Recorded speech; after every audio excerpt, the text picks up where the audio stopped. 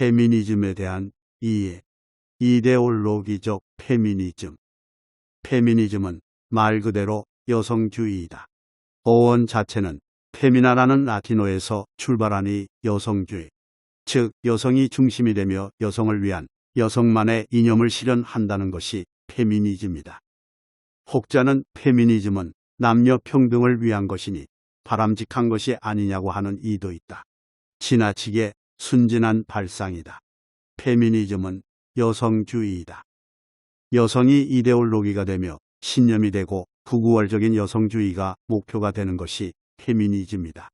즉 주체와 목표가 모두 여성이 되는 것이다. 그것도 반대쪽 성인 남성과의 평화로운 공존이 아닌 투쟁과 말살이 그들의 목적이다. 민주주의의 주체가 당연, 민주이듯 사회주의의 주체가 사회주체 세력이듯 페미니즘 여성주의의 주체는 당연 여성이고 이룩해야 할 이데올로기가 극요 성우월주의인 것이다.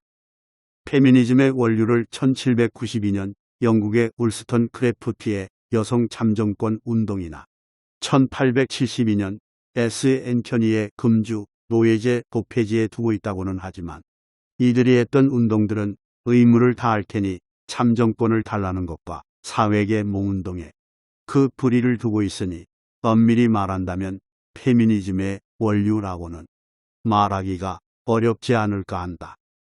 또 반파쇼 통일전선의 코민텔은 집행의원이었던 수많은 나치 당원들이 운집한 가운데 반파쇼를 주장했던 여걸이었던 클라라 체트키는 현재도 많은 좌파 페미니스트들이 정신적 스승처럼 숭배하는 경향이 있으나 개인적인 생각으론 레닌의 동지였으며 코민텔은 집행위원 최연장자로서의 클라라 체트키는 여성 문제에 관심은 있었지만 진정한 페미니스트라 불릴 만한 사람은 결코 아니었다.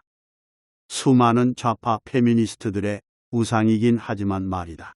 여성주의 페미니즘은 사실 혁명을 위해 만들어진다.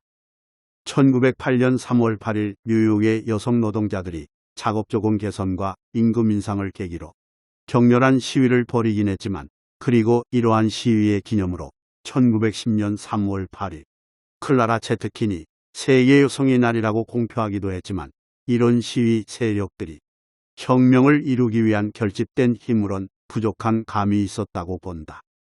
만약 이런 작업조건 인상, 임금 인상을 요구하던 세력들이 정치 세력화하여 혁명을 이룰 수 있었다면 지금의 페미니즘은 또 다른 긍정적인 요인을 가질 수도 있었을 것이다.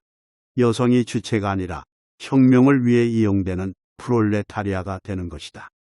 마르크스와 엥겔스의 페미니즘에 의해 1917년 러시아 혁명을 위해 무산계급, 최하층 계급자들을 규합하는 데 있어서 여성이 절대적으로 필요했던 것이다.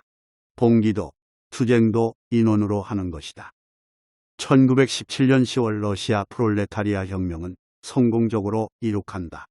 이것이 바로 100여 년이 지난 지금도 한국 여성을 사회적 약자, 무산계급으로 여성들 스스로 정의하는 계기가 된다.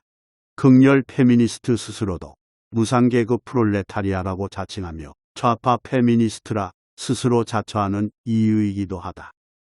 사회적 약자. 마르크스, 엥겔스의 망령으로부터 시작된 여성은 무산계급 프롤레타리아라는 이 풀리지 않는 숙제는 그 연결고리를 끊지 않는 한 영원히 사회적 약자로서 페미니스트들을 대접해야 하며 좌파 페미니스트의 투쟁을 온전히 받아들여야 하는 형국이 되는 것이다. 프롤레타리아. 과연 이 나라의 여성들이 무산계급 사회적 약자들인가? 사회주의 좌파와의 관계를 청산하지 않는다면 이 나라의 여성들, 페미니스트들은 영원히 사회적 약자이며 무산계급일 것이다. 그것은 이 사회의 진정한 무산계급 프롤레타리아, 도시빈민들에 대한 제대로 된 대우를 할 수 없다는 것을 의미한다. 페미니즘, 특히 좌파 페미니즘은 사회주의의 사생아에 불과하다.